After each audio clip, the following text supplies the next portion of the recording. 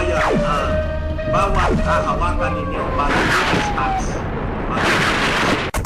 if you know how to use time, tingnan ninyo yung mga mahihirap. Bergie Malonzo, good morning po. Sir Dan, watching from Pasig. Lagi kong sinishare yung video nyo.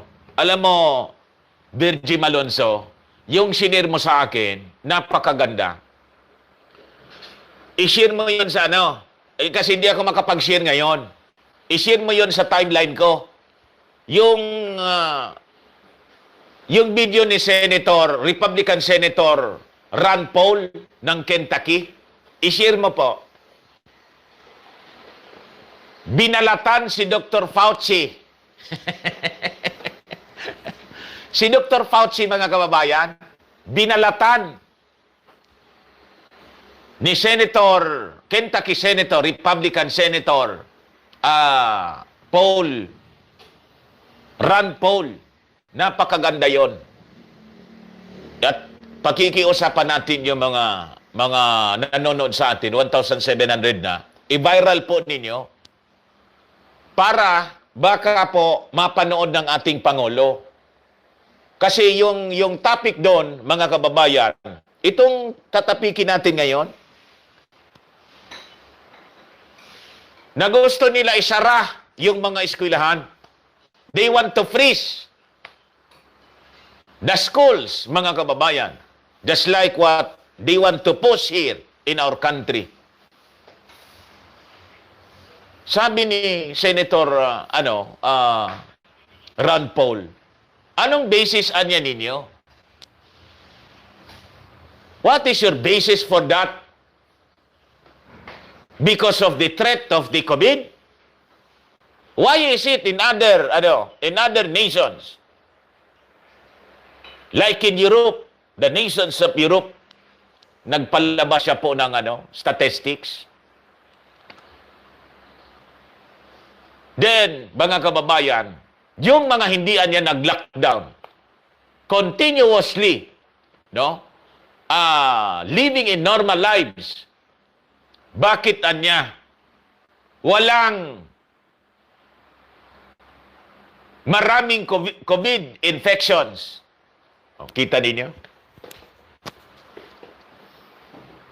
Tumawa lang, mga kababayan, si Fauci. Hindi man niya ako nag-recommend ng ganyan. Naghugas kamay, nagpunsyo Pilato. Bakit anya hindi pwede na bumalik sa eskwelahan? Bakit anya bawal ang sports? Bakit? Panoorin po ninyo. Pwede ko yun i-replay, kuya? Baka makakuha mo. Audio lang siguro. Audio? Mamaya po, i-kuhan ko, yung audio niya, iparinig ko po sa inyo. As we discuss the academic freeze na pinupost dito sa atin. Niluloko po tayo. Ang nangluloko po sa atin, mga kababayan, mga kilalang tao, because these people na nanduloko po sa atin, they have a political motive in doing so, mga kababayan. Worse, pati dito sa atin, to the level ng barangay, naniwala sa panluloko. Baka ma-restrict na naman tayo nito, Hindi man siguro nila maintindihan yung sinasabi ko. Eric G. Kung paano na kaya kapag nakulong si PRRD sa patibong ng WHO at World Bank, nahulog na po sa patibong. Matagal na. Itinulak, mga kababayan, ng mga globalist, hindi nakalata yung ating Pangulo. Until now, hindi siya nakakalata na naitulak na siya sa patibong. Hindi na siya maka-atras ngayon. That is my first theory, mga kababayan. My second theory could be, medyo na mahirap tanggapin. Ibulong ko na lang po sa inyo para hindi masyado. Baka hindi ninyo matanggap Theory ko lang po ito. Ganito na lang. Dito po sa pandemic na tong coronavirus, Dalawa lang po ang possibilities dito. Hindi alam ng ating Pangulo. Pangalawa, alam niya. Ah, tama? Dalawang bagay lang ito. Di na alam, na-trap siya. Pangalawa, alam niya, participant siya. Yung pangalawa, mga kababayan, masakit yung tanggapin kasi we are supporters of the President. Tingnan natin. As you know, lumilipas ang mga araw kung ano yung mangyayari, mga kababayan, sa ating bansa. Then, siguro after 18 months, pag 18 months hindi nagising yung ating Pangulo, it is very, very clear na the President is an insider. Yun ang ibig sabihin nun. Pero intay pa tayo ng another, until December na lang po. Intay pa tayo. Pag nagbago ang posisyon ng ating Pangulo until December, ang ibig sabihin, inosente yung ating Pangulo. Na biktima lang siya. Tama? Jubel Manahiro. Good morning po, Sir Dan. Dito po sa South Korea, masigla ng ekonomiya. Hindi lang, kasi tuloy lang ang mga trabaho. Kaya tuloy po ang income. Buti pa kayo. Marco San Antonio Garcia, Sir Dan, watching from Cebu. Shout out naman po, GBC. Jandorf Tower. Huwag kang maniwala sa balita nila. Okay na, okay kayo. Kamo dito sa Cebu City. TY More Power. Raymond Amistad. Magandang umaga. Alberto Cabote, good AM, Sir Dan. Hindi kaya nataniman ng microchip si PRRD? Nakukontrol na siya ng mga globalist kaya hindi niya madispatch sa Sidoke kasi napaka-imposible na hindi siya aware sa FAI. There are so many possibilities, mga kababayan. The weapon of the globalist includes mind control. Kaya lang, kung i-discuss ko po sa inyo, baka isipin ninyo, hindi kaya niya si Mr. Maravillas ay nababaliw na?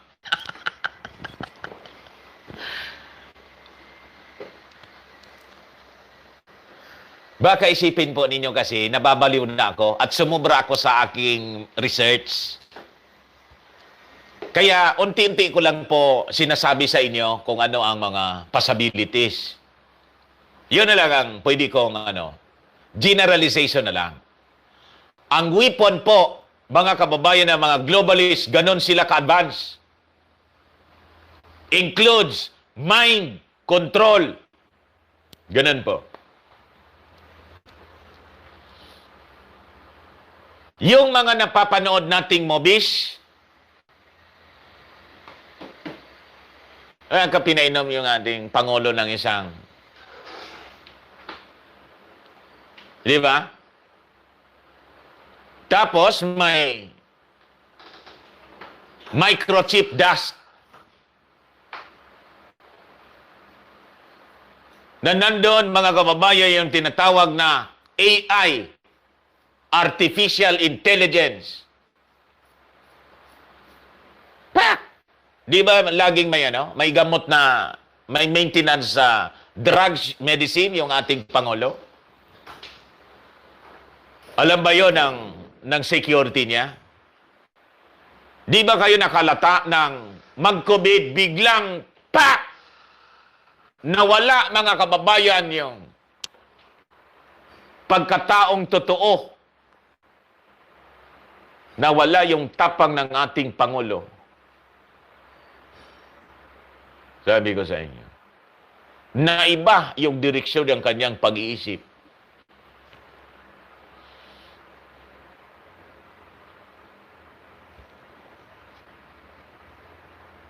Yung mga advisors niya po, kasama doon yung isang pari dati, yung matanda, dating pari. Iyong mga activities po, mga kababayan ng mga Jesuits, kakaiba. Lalo pang minura-mura, mga kababayan ng ating Pangulo, si Damaso. Di kayo nakalata at biglang nanahimik si Damaso. Hindi na po siya nagsasalita against the President. Lately. Narinig ninyo ang salita? Hindi. Tumahimik siya. Bigla. Pa! Coronavirus! Coronavirus! Coronavirus!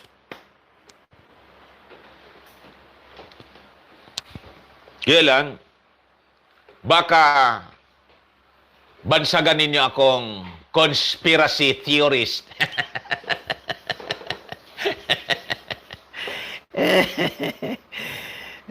Wag na. Ayun lang ang pwede kong i-share sa inyo. Mga kababayan na kwento. LB Salvador, good evening po, Sir Dan. Huwag po tayong mawalan ng manawa na manawagan kay PRRD. Damiwalay tayo sa WHO at subukan man lang niyang tingnan ang Fabunan antiviral injection na ngayon ay sinubukan na sa Indonesia. Lita Bustos, good morning Mr. Maravillas. I've been watching your show from Santa Rosa City. Pag napanood ninyo yung document na galing po sa NASA, yung ibinulgar ng isang babae, hindi ko nga kilala kung sinong babae yun. Doon, mga kababayan niya, isiniwalat based sa blueprint na na-obtain niyang document from NASA. Kasama doon, mga kababayan, yung how they will control you, your brain, or anyone, especially leaders of the world. Paano i-control yung brain? Kasama din po, Elisa Cheng. Hi, watching from Malaysia. Shutdown na lang po ang ABS kasi mayayabang ang mga artista. Mercedes Manse, ako ay senior na natutuwa ako. Pag napapanood kita, talagang magagaling ang gamot. Nung araw, mga 1960 noon, natatandaan ko, mabuhay ka. God bless. Leonardo Aguilar, Noy, ngayon pa lang, nag-iisip na ako sa mangyayari on several years to come. I'm watching always your live broadcast. May the Elohim bless you. Alam natin, yung mga believers, alam kung ano ang future. Based sa scripture po. And scriptures right now, it's like you are reading the national daily. National dailies pala. Newspapers. Pag binasa mo yung Bible, binasa mo yung nangyayari sa paligid natin, yung ulat ng mga reporters, sakto. Hindi lang maintindihan ng nag-uulat ng mga reporters, hindi lang nila maintindihan. Yung inuulat nila pala ay fulfillment. You see? Paredes Minda Parol, Sir Dan, hindi nga pinakinggan si Secretary Dominguez na i-open ang economy. Kami pa kaya? At ang daming PSG, hindi basta-basta maka-approach sa El Presidente. Yan lang. Alam yan. Kurt Mendoza, good morning po. Thinker Amir, Sir, pa-shoutout naman po. Kababayan nga kayo. Kababayan, di ba? Butante kayo niya. Diyan mismo, for so long, as mayor, hindi natalo si Tatay Diggs. DJ Balderrama Agustin, kakaya sa mga artista na yan. Kay dami na ngang violations ang abayas sa gobyerno. Itong mga artista naman, ito, mas magaling pa kay President Digong. You cannot blame them kasi doon din sila nabuhay. Di ba? Siyempre, i-defend nila kasi doon sila kumukuha ng hanap buhay. Kaya ako, hindi, naiintindihan ko sila. Bakit ganyan? Okay po.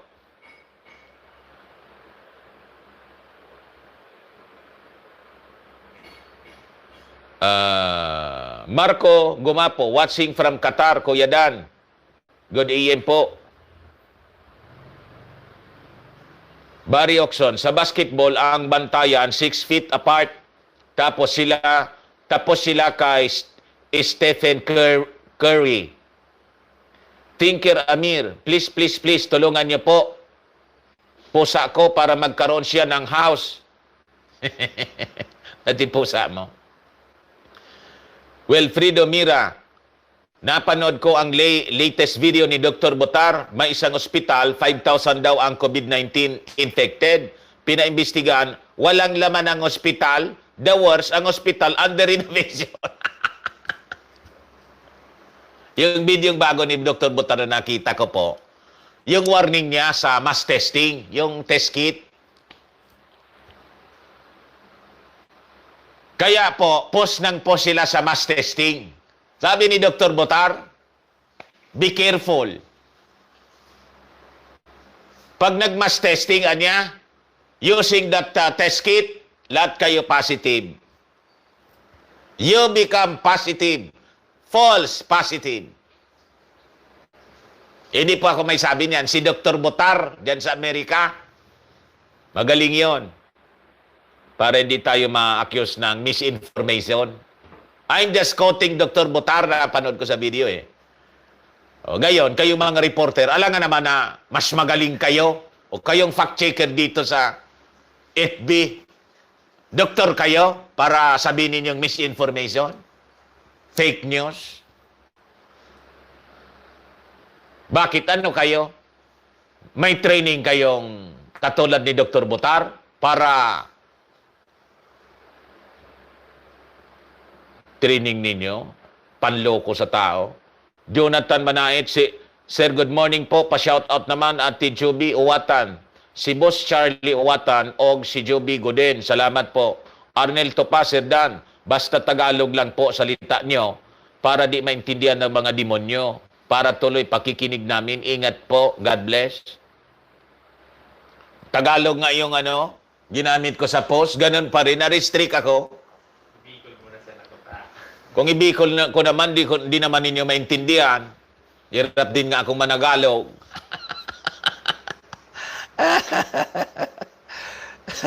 Wilfredo Mira, ang DOH Sendan, nabigyan ng bribe ng WHO.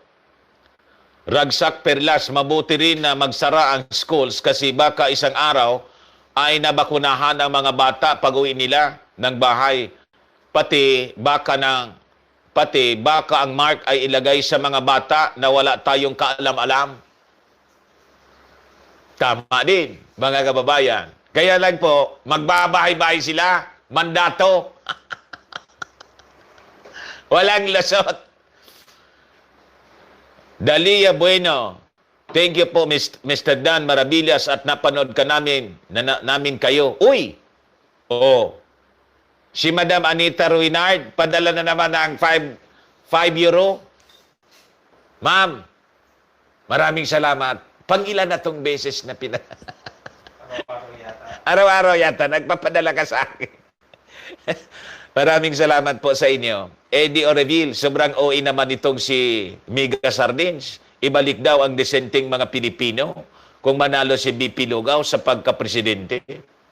Natapik na natin ito kahapon. Edwin Castillo, Biconsomsi, Dr. Botar, Amer, false positive, warning on mass testing, be aware. O, ngayon, mga kababayan, 11:25 na kasi, start na po tayo sa ating, mamaya naman po, sa ating discussion ngayong umaga. Gusto ko lang po itong ipaabot sa inyong balita kasi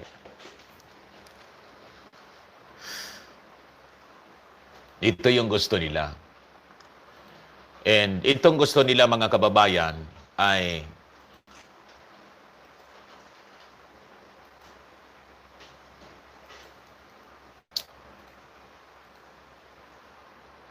dali lang po. Ito po.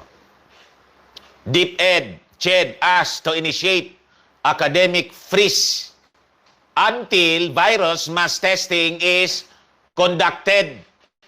Kita ninyo?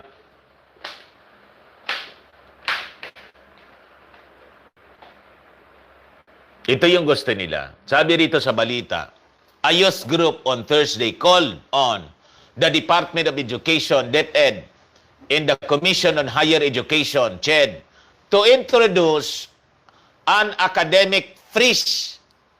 Naka-freeze lang po. Patigasin. Naka-freezer. Yiluhan, mga kababayan, yung mga eskwelahan at mga bata, hindi makagalaw. Yiluhan na lang. Sabi ko sa inyo, they want a total stoppage of school activities. This group, mga kababayan, di kayo nakalata. They are the leftists.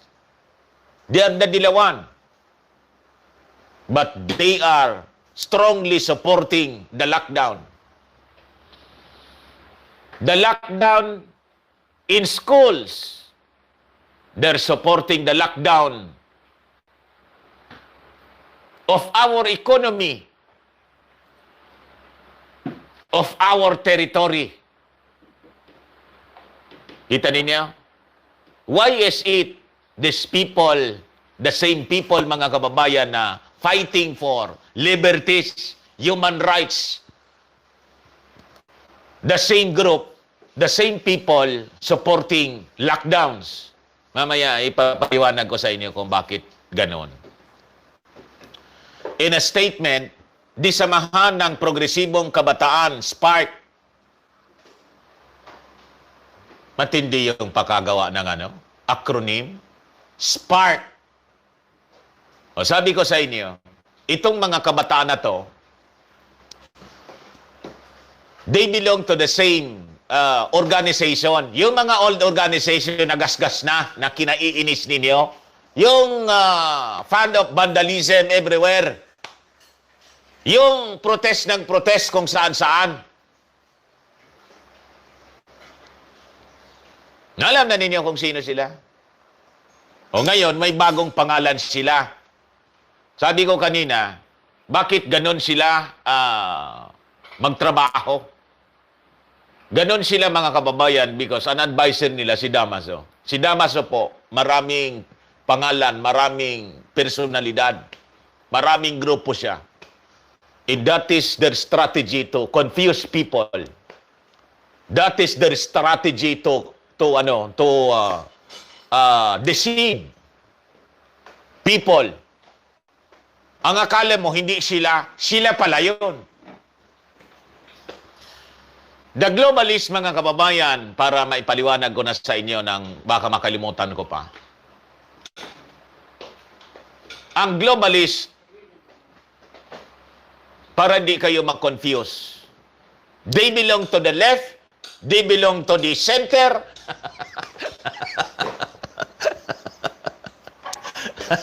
Globalist nga eh.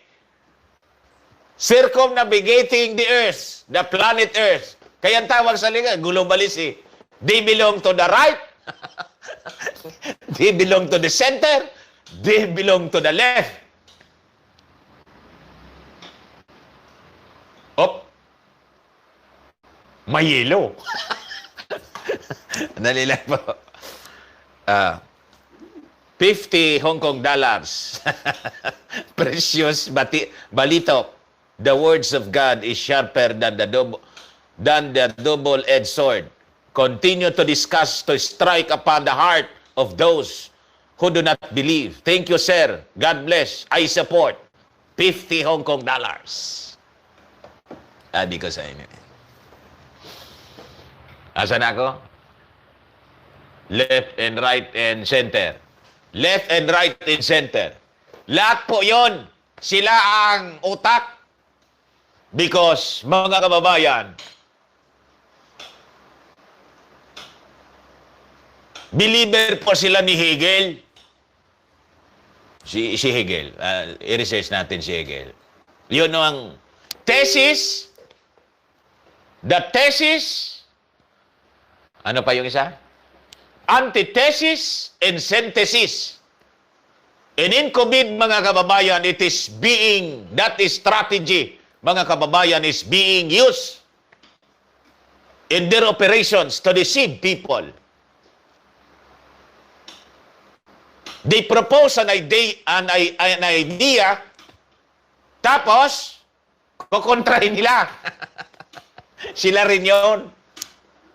Thesis, antithesis, synthesis. Basahin ko po sa inyo.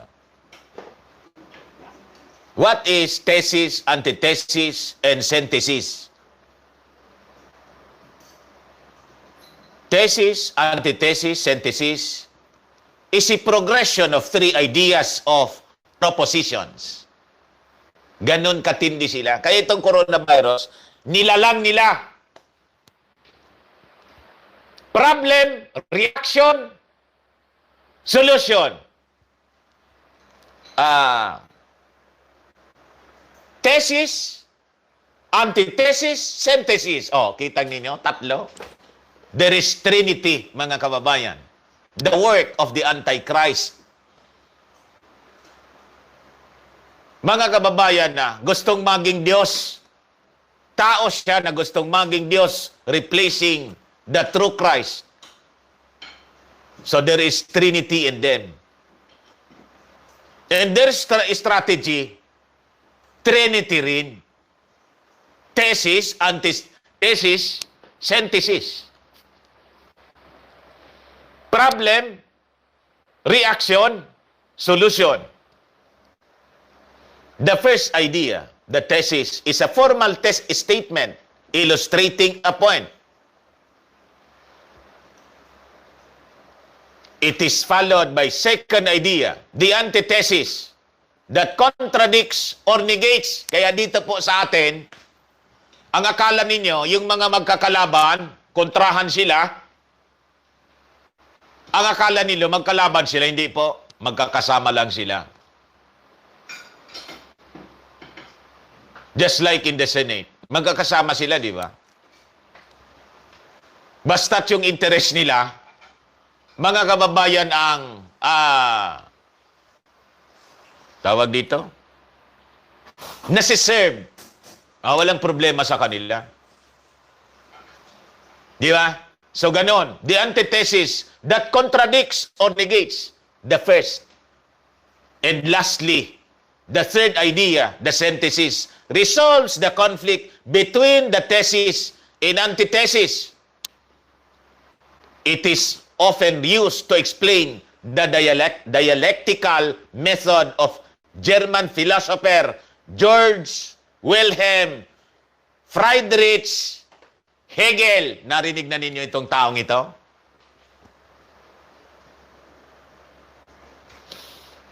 I-search na lang ninyo po kung sino ito. Lagi itong nasa mukhang bibig nitong mga laging nasa laman ng lansangan. Other than si Karl Marx, dangan si Mao Zedong, si Hegel ang idol nila. Now you know. So, going back sa ating binabasa, mga kababayan, here comes the group. Para hindi natin sila makilala na sila yung luma, yung dati lang sila, may bagong pangalan. Sila yung palagatong. Kaya sabi ko sa inyo, Tatay Digong, di ba galit kayo sa kanila? Baka naman po pakinggan ninyo ito. They're pushing you. They're appealing. Asking. Ched and DepEd, i-freeze ang pag-aaral ng mga bata.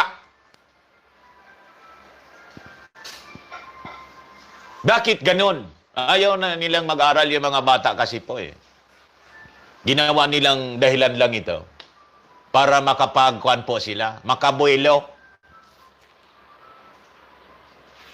Pag ang mga tao kasi po, mga kababayan, hindi busy sa mga kung ano-anong bagay, biblical yan eh. Yung isip niya, blanco palagi, pumapasok yung demonyo. Kailangang busy po tayo. and they're pushing for our children na maging empty mind. Para yung kanilang mga agenda, yun ang ipopost nila through the mainstream media. Ito na niya! Walang pinagkakabisihan po, naka-freeze yung tao eh. Yung mga anak natin. You see?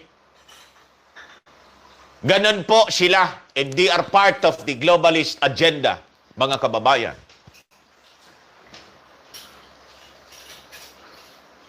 Kaya po sinasabi ko sa inyo, sino yung author ng lockdown? It is not the president. Ang author ng lockdown, Dilawan. Yung Dilawan na nawagan, kinol naman ang ating Pangulo kasi nag-freeze yung utak ng ating Pangulo. Wala na siya eh, na-confuse na siya eh. And it was admitted by the President in public, sabi niya, I was humbled by COVID. Pati yung dati niyang pinagmumura na mga oligarchs, kasi yung mga oligarchs tumulong, nagpasalamat na siya doon. Pain yun. Sige na niya, tumulong sila. Sa madaling sabi mga kababayan, na-disarm bigla yung ating Pangulo. Lumambot yung dating matigas na Pangulo po natin, kaya nga po sinasabi ko sa inyo, pray hard for our President. While there is time. Wow. Magkano yan? Pray hard, mga kababayan, for our President. Please do not surrender. $10. Ay, 1.9 pala. 99. Criseldo Paclob. Maraming salamat po, Criseldo. Ha?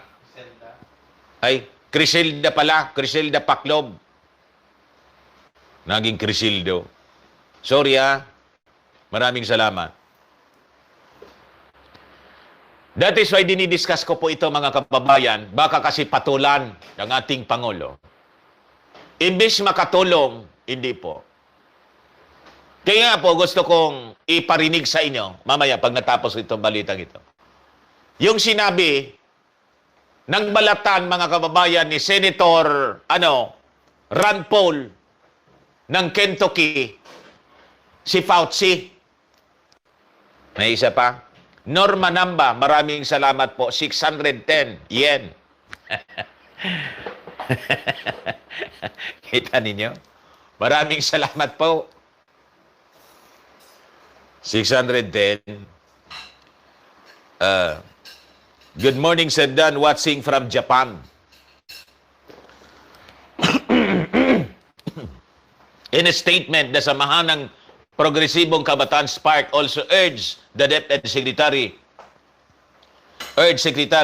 Leonor Briones and Chairman Prospero de Vera III to cancel planned online classes, saying it is anti-poor. Pati yung online classes, gusto nilang wag na niya.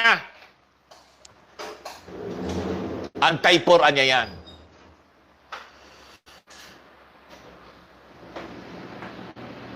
In a sense, mga kababayan, may punto po sila. May punto po sila. Pero, alam po ninyo, may masamang motibo sila. While may punto sila, tanggap ko may punto sila doon. Kasi, yung mga bata, confused din ngayon. Marami po yung gustong di na muna mag-aral, di na muna mag-enroll. Bakit? They're confused. Ganon katindi ang enemy natin po.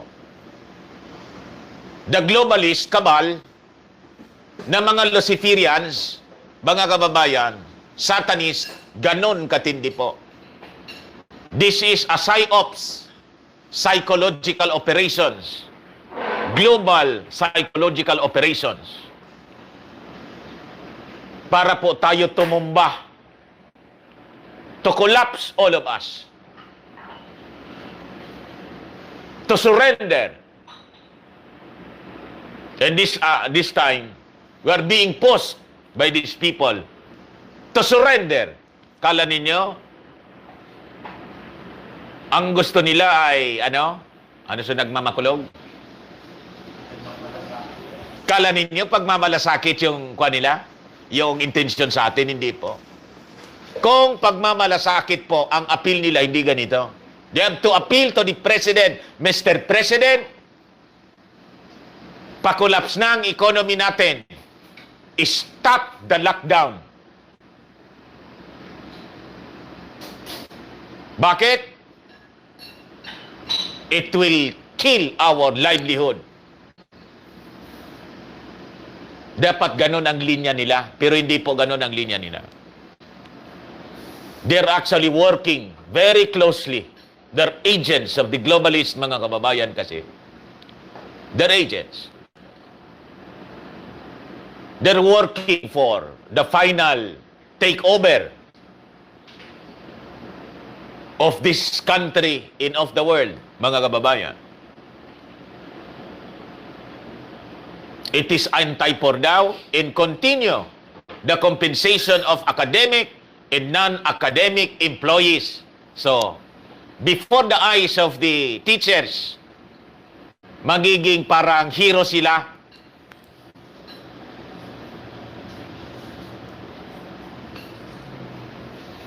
Ganon kagaling po. Sabi ko sa inyo, yung strategy nila, yung utak Hegel. Problem, creation, reaction, solution. Thesis, antithesis, synthesis. We urge these government agencies to fulfill their mandate by siding with the students, teachers, and academic and non-academic employees instead of greedy capitalist educators, sabi po ng SPARC. So they are against capitalists. Alam na, bakit ganon? They want to collapse the schools. Alam niyo pag nag-stop po ng pag-aaral yung mga bata, sino pa yung magsisweldo sa mga teachers? This will result to the collapse of private schools, mga kababayan. Pag nag-collapse ang mga private schools kasi ang demand nila conflicting, habang itigil daw, mga kababayan, yung online schooling, dapat tuloy ang sweldo. Saan ko ng pang-sweldo yung school?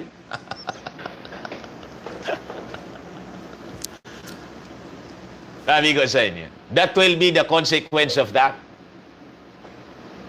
Pag nangyari yon, jobless ang lahat. Comes now. Chaos. Walang makain yung tao. Anarchy on the streets. Why? Gutom nga eh. Eskwelahan, sarado. Mga negosyo, sarado. Mga tao, walang trabaho. Ayun ang gusto talaga nila. Because that's their strategy, mga kababayan, as they want to replace the economy of all the nations of the world.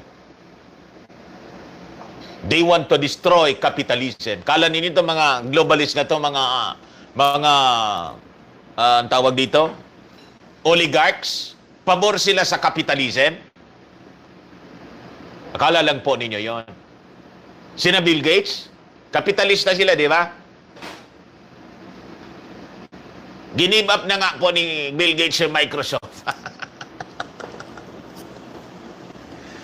Sabihin ko na po sa inyo, anong uri ng gobyerno ang gusto nilang i-establish all throughout the world? It is communist, socialist, dictatorial, global government.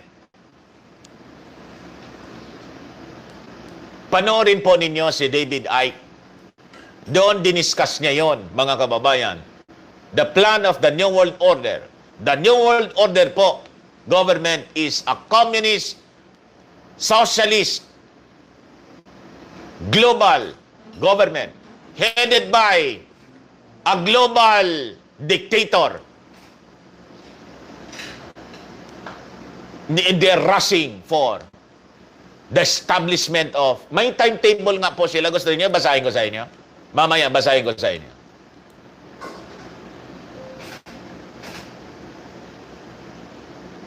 Isa-isahin ko po sa inyo. Tapusin ko muna ito. The group's statement comes as DepEd reported a dismal enrollment turnout of 15.9 million students in public and private schools under the K-12 curriculum. The number was 12 million pupils short of the 28 million that was earlier set by Briones. Siyempre po.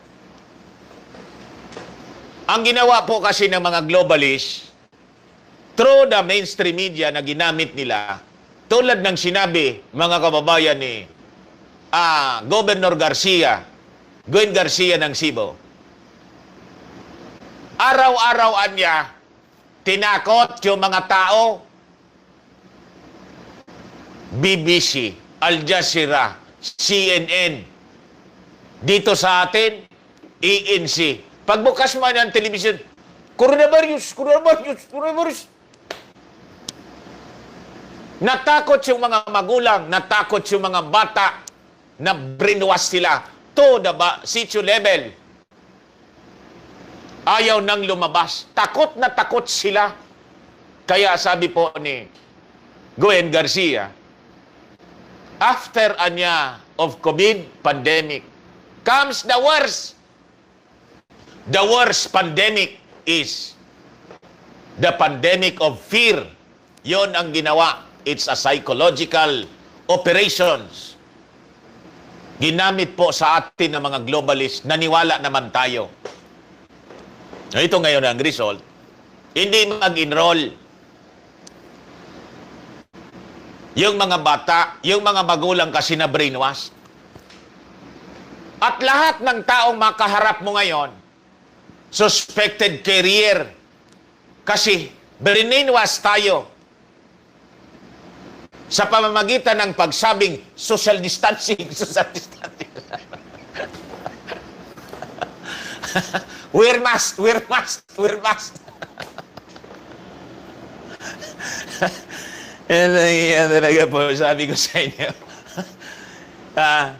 The opening of classes for the upcoming academic year is slated for August 24. As for colleges and universities, Ched said, those that implement flexible learning, which uses digital and non-digital technology, can start in August, while other higher education institutions that use residential learning or face-to-face learning can open by September. Mamaya, mga kababayan, tingnan natin kung ano ang mangyayari based on the new COVID action plan. Sabi ko sa inyo. Mahaba pong laban ito. Mahabang laban. Kasi makapangyarihan po ang mga nasa likod nito. They're the rich and powerful. At inayaan natin makapangyari ang mga makapangyarihang ito. Kung hindi natin sana hinayaan na sila makapangyari, hindi ito mangyayari. Nangyari siya kasi pinapangyari natin. We believe their lies. O ngayon, i-share ko po ito sa inyo. Okay na yon? Nabalita, galing po yun sa ano? Sa Philippine Daily Inquirer.